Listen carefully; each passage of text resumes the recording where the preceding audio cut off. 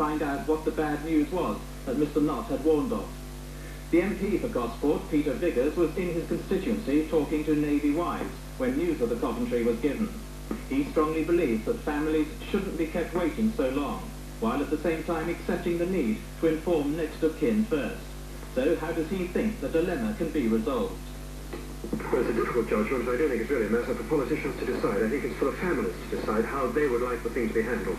And the message I get quite clearly from the families is that they want to be told as soon as possible. When the Ministry of Defence has information that a ship is damaged, they want to know. When injury has been caused, they want to know that too. As I say, they'd rather hear it from the radio, television if necessary, than be protected, mollycoddled as they feel, for many hours or even days. HMS Coventry had close links with the city after which she was named. The officers and crew were granted the freedom of the city in 1979, 6 months after the destroyer was commissioned.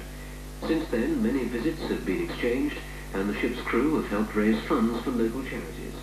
Our Midlands correspondent, Bob Sinkinson, reports.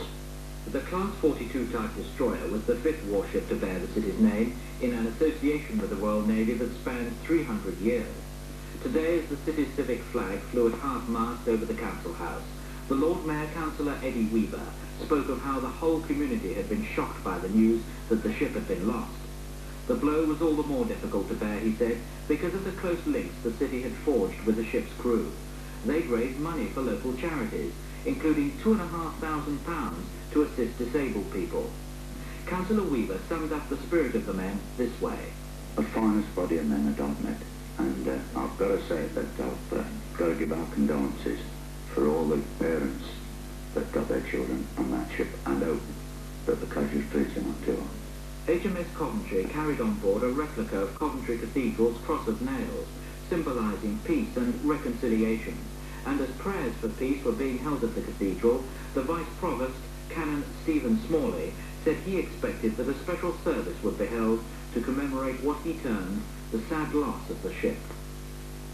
The direct hit on the container ship Atlantic Conveyor represents the British merchant fleet's first loss in the South Atlantic conflict. With an assessment of the fleet's contribution to Britain's attempt to recover the Falklands, here's our shipping correspondent, Dennis Frost.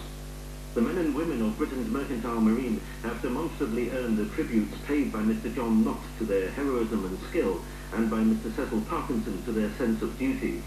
2,000 of them are serving with the fleet, and Mr. Jim Slater, leader of the Seamen's Union,